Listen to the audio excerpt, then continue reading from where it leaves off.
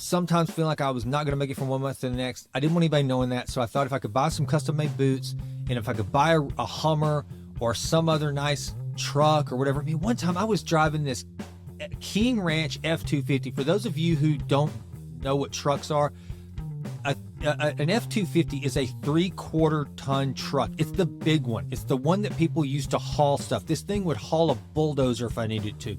4-door King Ranch is, and if you don't know what King Ranch is on the Ford, it is like top of the line with these special King Ranch leather seats and all this stuff, and it's very expensive. I had one of those, 4-wheel drive, F-250. I never took it off-road, and I never hauled anything. Dumb, stupid, moronic, but it made me look successful.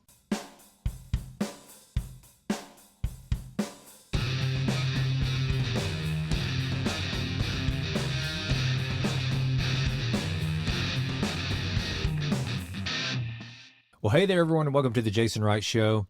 Today is going to be a bit of a confessional, if you will. A lot of transparency is about to be coming at you real quick. But before I even get started on the confessional, the transparency, and all of this, I would like you to do me a favor. Please consider going out and subscribing to the channel.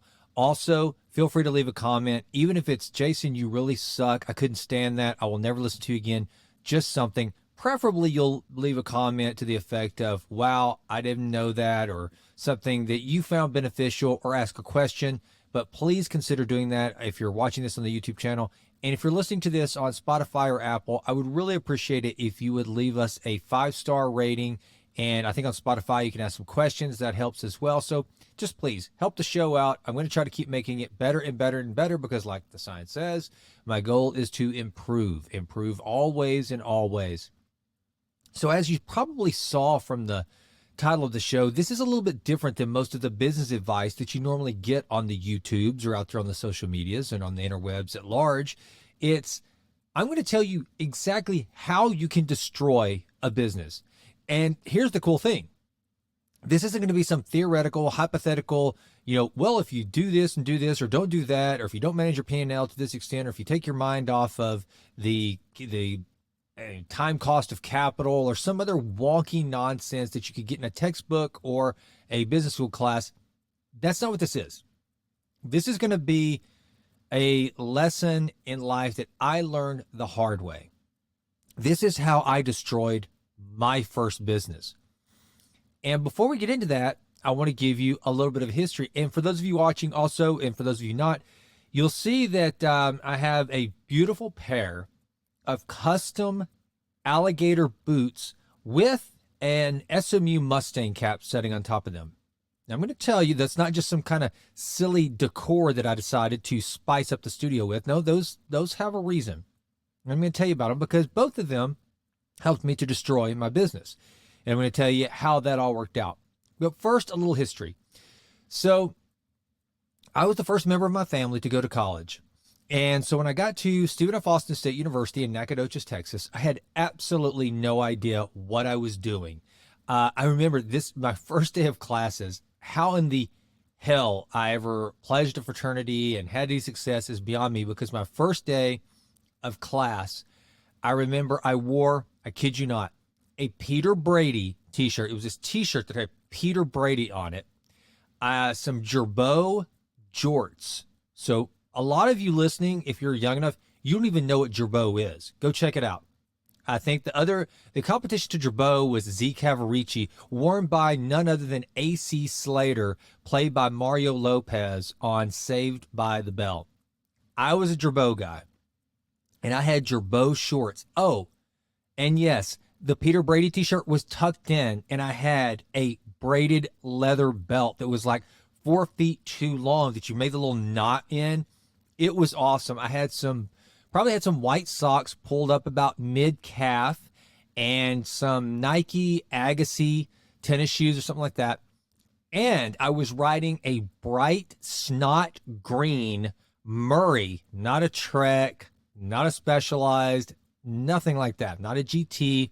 No, a Murray bike that I had not raised the seat on. So I'm low riding on this snot green bike in my Peter Brady t-shirt with a backpack on, about to go to my first day of classes at Stephen F. Austin State University, the first member of my family to ever do such a thing.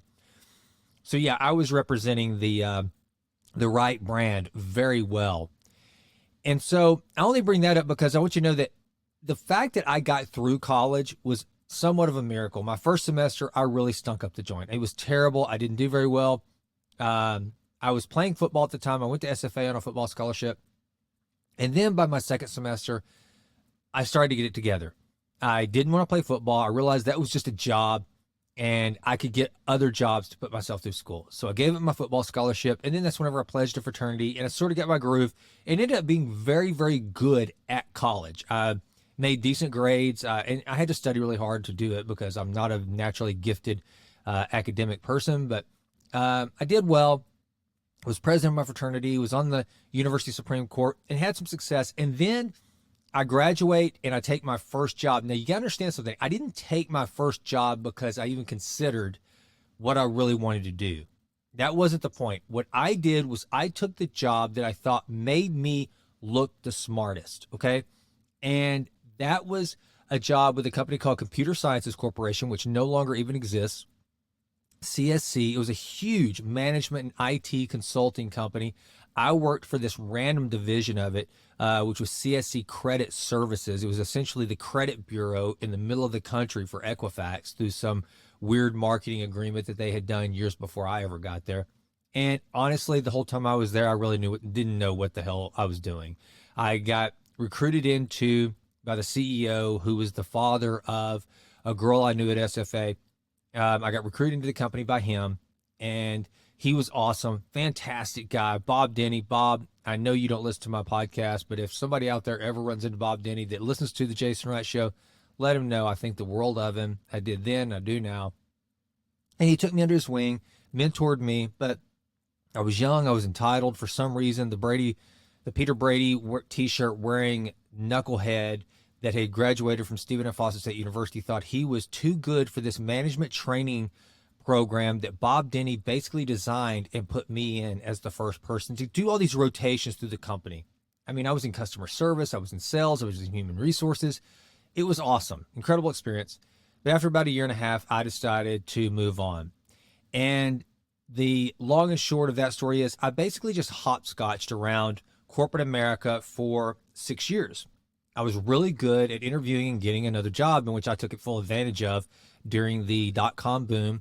I went and worked for several tech companies, worked for Enron for a period of time through a startup that I was a part of with some guys that were great, brilliant entrepreneurs that brought me in and gave me a little bit of skin in the game. And our only client was Home Depot, and that worked out for a while. And then I ended up, not Home Depot, that was Enron. And then I ended up at the Home Depot, kind of right where I started out with CSC. Bob Nardelli did not get the top job at General Electric, and because he didn't get that job, he became the CEO of the Home Depot, and he created this rotational executive program, very much like what GE had. He put it into the Home Depot, and so I did the same thing. I do this rotation where I'm going through all different facets of this, of actually the Expo Design Center, which was a company that Home Depot owned at the time. So I went through that and traveling all the time, hated the work, couldn't stand any of it, but I needed a job, and that was the job I had at the time. Well, it was during this period, after 6 years of corporate America, that I decided I wanted to be an entrepreneur.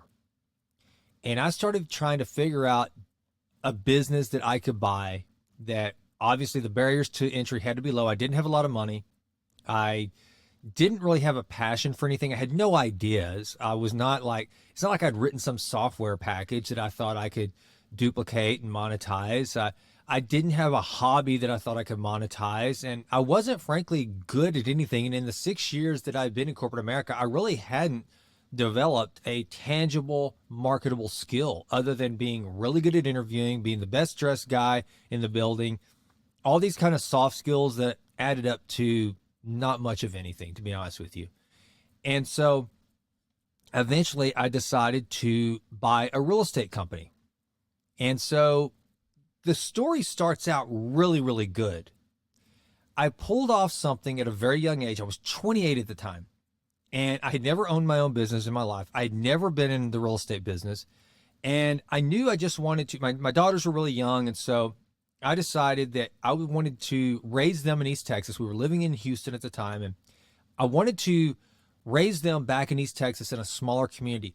There really wasn't anything for me to do back home in Sulphur Springs. I tried to go back and build houses with my dad. He was a builder at the time, but he didn't want anything to do with that. He kind of looked at that as if I'd gone back to building houses with him, then he would be responsible for my living. And so that just was never going to work.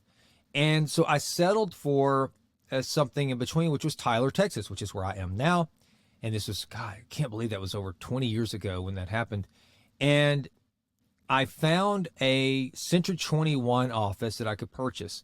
My stepmom was really successful in owning and operating Century 21 franchises, and she told me, you should look into doing this. Eventually, she said, I think there's an office in Tyler, Texas you could buy. I spoke to the owner. We negotiated, and after, I don't know, maybe 3 or 4 months, I don't even remember, the timeline kind of gets fuzzy, I bought his business. How I bought the business is a really cool story in and of itself. Again, it's like that kind of Grant Cardone real estate deal where I bought an entire company with no money down. And as a matter of fact, I walked away from the closing of that business with $90,000 in my pocket. It was insane. You can read about that story in my book, Push Play, Taking Your Life Off Pause, where I talk about kind of life design and how I decided to make this bold move. And if you want to hear more about it, if you think I should do an episode on how I acquired that first company, because it really is a cool story. It is a success story. I'm gonna give credit to myself where credit I think would be due to anyone that pulled something like that off. That was successful. That was a success. But don't worry, the bad news is coming. That's why you tuned in. The title was catchy. I'm going to teach you how to destroy your business because I know how to do it. I've pulled it off. You can too, if you're not careful. So anyway, I pull off the acquisition and I am scared to death every single day. I didn't have a lot of money at all. The $90,000 that I pulled out of the building that I bought as part of the acquisition of the company, that's what I lived off of for basically my first year. And eventually, though, I got my legs. I started figuring it out. I had to completely turn I always tell people, I basically turned this real estate company upside down and shook it and put it back together piece by piece. And it was only by God's grace and some luck and a good market and a lot of other factors coming together that I had any success. But that's when the problem came for me, is as soon as I started having a little bit of success, I started doing stupid things. And I was in my closet the other day and I saw these boots. And again, if you're not watching on the YouTube channel, folks, these are beautiful Cayman belly. And if you know anything about boots, Cayman, they're very expensive. And these are blackjacks. These are blackjack custom made boots. They actually have, I'm going to hold these up to the camera. They actually have a Texas star here, and they have my initials, JFW, right down here. And they're beautiful. And I have also the matching belt at home. And whenever I started making a little bit of money, I started buying stuff like custom made boots. And I want to tell you right now, one of the first mistakes a lot of entrepreneurs make is when they start making money, they start spending money on things that have nothing to do with their business. Because you have to understand something. I was just coming out of the woods. I was just starting to feel like I was kind of making it. I could pay my bills. I could pay myself. I had money coming in to take care of the household. I was no longer dependent on the $90,000 that I had leveraged to get me through that first year. And as soon as I started making it, I wanted to look like I was making it. So I did things like bought a bunch of suits. I bought suits, which, by the way, I mean, there was no reason for me to even wear suits, but I did a lot of time. And I started buying custom boots. This pair represents probably 5 other pair that I have made. And these, I think at the time, I don't know what they would cost to have made now, but they cost about $1,000 plus the custom made belt. And I'm not bragging about that. In fact, I'm rather disgusted with myself as I look at these boots. They're great boots and I've kept them, but they remind me of this stupid folly that I made. So I'm going to tell you something right now. If you're an entrepreneur and you're thinking about going out on your own, you need to make a deal with yourself right now that for the first 5 years, you're not going to spend any money on anything frivolous. And if you do, you pick one thing, you set a goal, and you make sure that the business has certain metrics that it has to meet, and you might reward yourself. I don't have a problem with that. I don't think that's a bad deal. But whatever you do not go out and start buying silly things that you don't need. One of the really silly things that I did, and this is another, I guess we'll call this one of the first ways you can destroy a business, is to start buying a bunch of crap that you don't need. One year, I'd had a really good year, and I was going to have a pretty big tax liability. And it was about the time that Congress passed a bill as part of the tax code where if you bought a vehicle that weighed a certain amount, essentially that it could be used for farm equipment or hauling things, that you could depreciate the entire thing all at once up to $75,000. And this is where people would start at the end of the year buying a car and leveraging that as a tax write-off.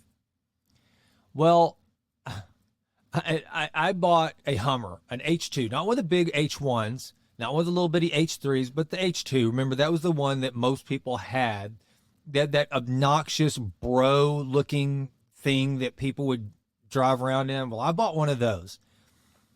I had to completely reconfigure my garage for this damn thing. I had to take out a center beam and put in an I-beam and raise the roof, not the roof, but like the opening of my garage door a little bit just to fit this stupid thing into my garage. It was so asinine and stupid. But here is the poetic justice in that. The first day I get it, there's a little hitch that holds the tire on the back that the pin has fallen out. And so I have to strap it together. I have to strap it closed with a bungee cord. I'm driving along with my buddy, showing him my new Hummer, and all of a sudden I hear this, whoop, bam, this loud just pop. And I look back, and the back windshield is just completely shattered. What had happened is that bungee cord had come undone and popped up and hit the back windshield, shattered it. And this was like within 5 days of owning it. Well, and by the way, so listen to this.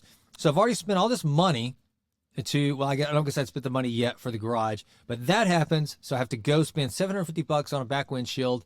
And then I spent all the money getting the garage reconfigured.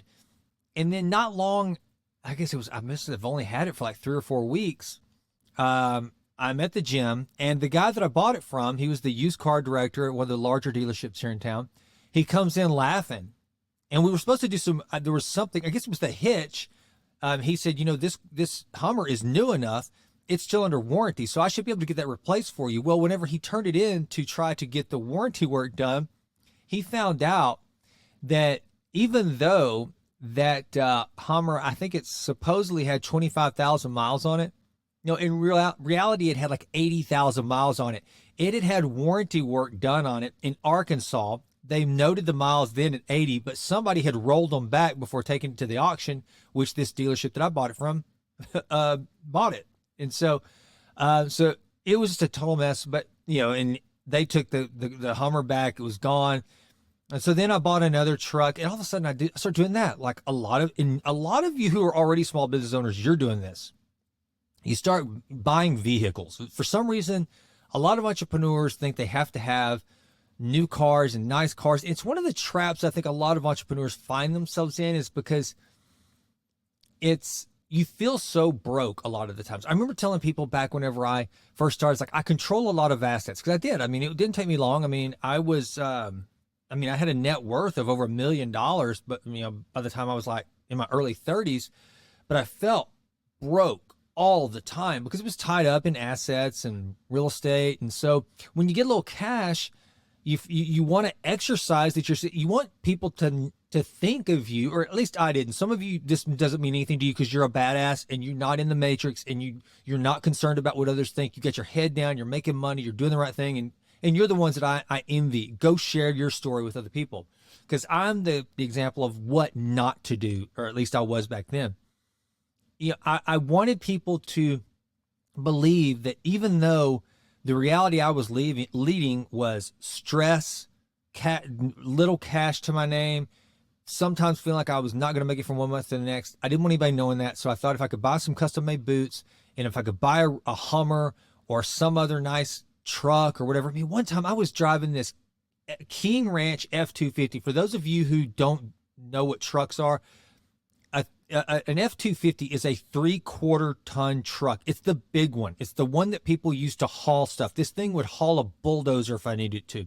4-door King Ranch is, and if you don't know what King Ranch is on the Ford, it is like top of the line with the special King Ranch leather seats and all this stuff, and it's very expensive.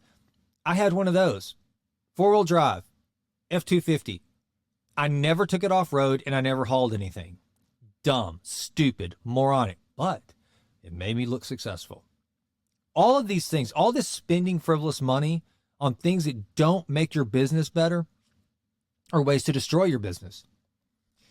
That brings us to another way to destroy your business, is to take your eye off the ball and focus on things that will not grow or enhance your business.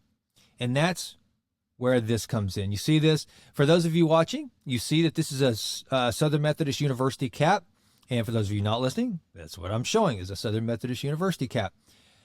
At some point, I decided that I need, well, not at some point. From the time I graduated SFA, now remember, I told you, I was the first member of my family to ever graduate from college, right? And so I went to Stephen F. Austin State University. Axum Jacks, loved the Lumberjacks, but let me tell you something. Goldman Sachs, McKinsey, Bain, Boston Consulting Group, companies like that are not recruiting from SFA. And I knew it. I still thought I needed I needed some other credential that would show that I was important and I just needed the credentialing. Okay. I had a real inferiority complex, and I thought that the credentialing would make me look important, look smart. I worked around MBAs, especially when I went to Home Depot, the program that I described earlier. Most of the people there, they were all MBAs. I was the rare exception. And not only were they MBAs, but they were from like Wharton, Kellogg, HBS. I mean, really, really good schools. And here I was, undergrad, Stephen F. Austin State University. And so at some point, I decided I needed to go ahead and get my MBA. And I always wanted to go to SMU for some reason. For those of you outside of Texas, SMU is it's where a lot of very wealthy Texans end up. In fact, a lot of West Coasters come to Southern Methodist University. It is definitely a rich kid's school, has good academic standards and everything, but it's kind of like, it's just a special little place in Highland Park. And so it was one of those deals where I thought if I can at least get to SMU and get an MBA from SMU, then I get to get plugged into this really high money Dallas network, and those people will accept me, and no longer will I have to lead with, when people say, where'd you go to college? I went to SFA, and like, oh, okay. I mean, look, we live in America, and that's so much of how we judge people is judged by credentialing and that sort of thing. And so I end up going to SMU, which drained me of resources, of time, of energy, and money. I mean, at that time, an MBA from SMU costs $108,000. I bet now it's probably closer to 130, 140. I haven't looked it up in a while. But, and I want to be clear. I'm not saying that graduate school is a bad thing. I'm not saying that getting an MBA is a bad thing. And I'm not saying that I totally regret it. There was one time when I did, but I can tell you right now, there are some business deals that I've gotten into. One really important one that I'm in right now, that if it hadn't been for my time at SMU, then I wouldn't have gotten it. So I don't want to bash it too much, but I can tell you this.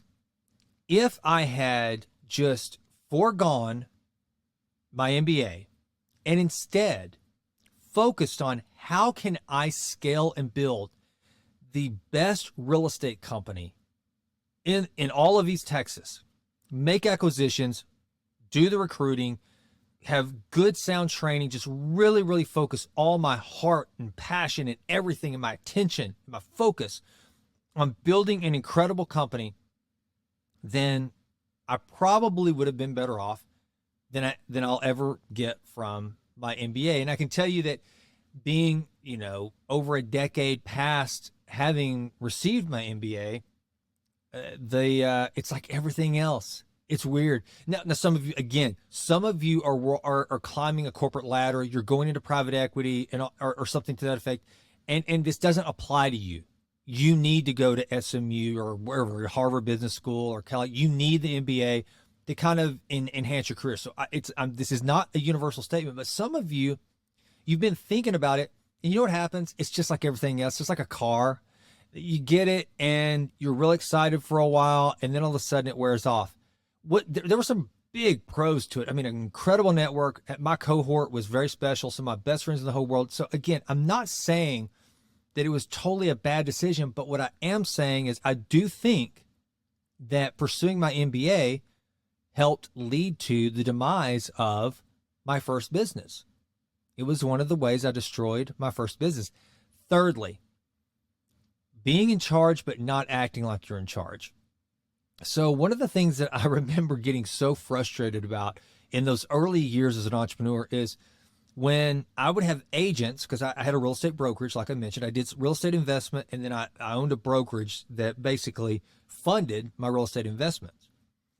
And I had as many at one time as nearly 70 agents.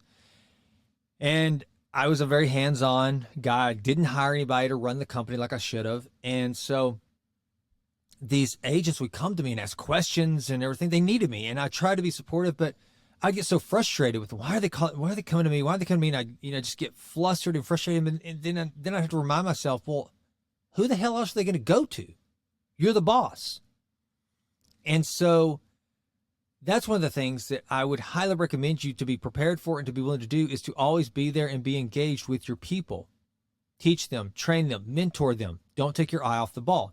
And that's what it all comes down to with buying the stupid crap whenever you're starting out in business for yourself, or if you are now an entrepreneur, buying the stupid crap that takes your eye off the ball.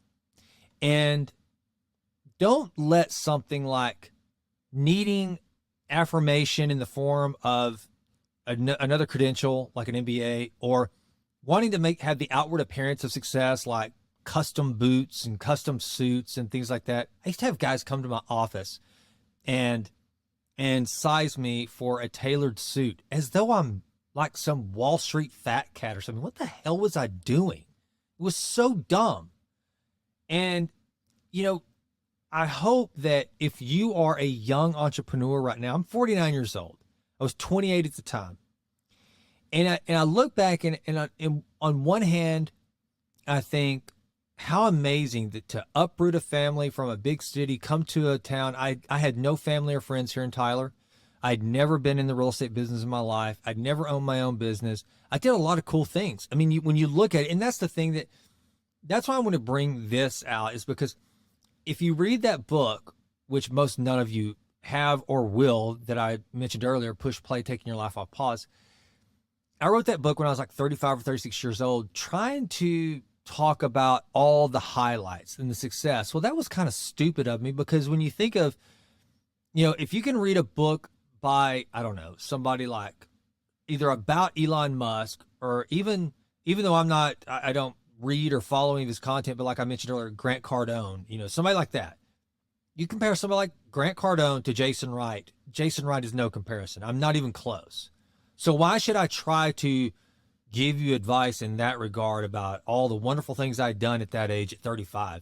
When what I should have done is waited, been patient, wrote it out a little bit to where I am now, to say, I had some success, I had some wins, but you know what? I also completely mucked it up. And I don't want you to do that. Now, the business, I ended up selling the business and it was fine. I never went broke or bankrupt. It wasn't that kind of a failure. By God's grace, in spite of myself, that's never happened. And it's a wonder that it didn't happen. I mean, when you're buying cars and boots and suits and a bunch of crap you don't need, there's a good chance that something like that's going to happen, but it didn't. But at the same time, I was never as successful in that business as I could have been, because I took my eye off the ball. I started doing all those stupid things that no one should ever do. Being able to own your own business, to control for a moment your own destiny, I wrote in the book, Push Play, Take Your Life Off Pause. The reason why I love being self-employed is because even if the economy goes bad and I might lose my job, I can see it coming way off in the horizon. It's not like today, some small business or some guy that owns a tire shop right now. It's not like he opened up this morning and by this afternoon he found out he's going to go out of business. No, if he was going to go out of business, he would have known well in advance. It's not like corporate America where all of a sudden you get called into HR and you've got an HR rep and your boss and they start discussing your exit package and you're shocked and your life has changed. That's what I love about small business and being an entrepreneur is you at least kind of have some control of your destiny. And so I say that because you got to realize if you are either self-employed now or you're looking to get into it, it's a blessing. It's a gift. It's awesome. It's what so many people want. Going back to SMU, it was one of the craziest things that I learned once I got there was that I was in this cohort with all these people that I thought were so much smarter than me. And they were. And that's not false humility. These were very bright, accomplished people that had done undergrad at such cool schools and better schools than I'd been to. And they were sharp thinkers. And they worked for really big companies. And I used to admire that. I thought, well, here I am. I'm in Tyler, Texas, and got my little real estate business. And, you know, it's nothing to brag about. And here these guys work for Raytheon and Accenture and Bain and all these really cool companies, Google. And what I realized, so many of them were there to learn how to do what I was doing, which is to be an entrepreneur, to have just your own little shop, to hang out your own shingle. And I was doing that and didn't appreciate it. I never appreciated it to the extent that I should have. And I hope you don't make that mistake. You know, appreciating your small business, this baby, this gift that you have worked your ass off for and maybe had some lucky breaks. I don't know how you got there or how you're getting there. But if you find yourself in that position, showing gratitude for that business, that gift, is not by buying crap, buying custom boots, getting education you don't need, doing things that will make you look successful. Nothing makes you look more successful than staying in business and making enough money to where you can provide for your family, you can educate your children, you put food on the table. That and you know what? Who gives a damn what anybody else outside of the four walls of your business thinks? What does your spouse think? What do those kids think about the life that you're providing them? Keep that nucleus small of the people that really matter. And guess what? You know, my daughters, they never looked at my boots and said, wow, my dad's successful. He's got custom boots. They didn't look at that. And I doubt anyone looked at those boots and thought, they probably thought he probably bought them on a credit card or something like that. I don't know. It doesn't matter. But the bottom line is, don't get distracted. Stay focused. Because let me tell you something. I might write another book. I'd love to outline all the different mistakes that I made during that first tenure as a small business owner. I have learned from it. Thank God. But if you are at the start of that journey of your own business, work your ass off, put your head, you know, Robert Pelche, he's a car dealer that lives here in town. I don't even know how many dealerships Robert owns at this point, but it's a lot. I mean, Robert is wildly successful. And I remember whenever I first moved here, he and I used to go to lunch once a week, and he would like mentor me. I'll never forget one of the greatest pieces of advice that he gave me that I did not adhere to. He said, put your head down and work as hard as you possibly can and don't look up for 10 years. And when you look up, you'll be rich. If you'll do that, you'll look up and you will be rich. I didn't do that. I kept looking up, looking to see who was looking at me and making sure I looked good. by buying stupid boots, getting more education than I needed, buying custom suits, buying cool cars, doing stupid crap that meant nothing when I should have been looking down at my business, studying my business and how to make it better. And then I would have looked up and probably 20 years ago, I would have been as well off financially as I am now and only adding to that. You live and learn. My goal is that in your endeavor to improve always and always, that if you happen to be blessed enough to have a small business, to be an entrepreneur, that you steward that business wisely. Don't spend money on stupid stuff. I'm Jason, and I'm out. Well, that does it for this episode of The Jason Wright Show. Thank you so much for listening. This has been a Texas Titan Media production. Fourth Wall did the music. And as always, thank you so much for listening. Please consider going out to jasonwrightnow.com and signing up for the Vitruvian letter. Also, please go out to iTunes. It takes like 30 seconds to just leave us a 5-star rating. It does wonders for the podcast.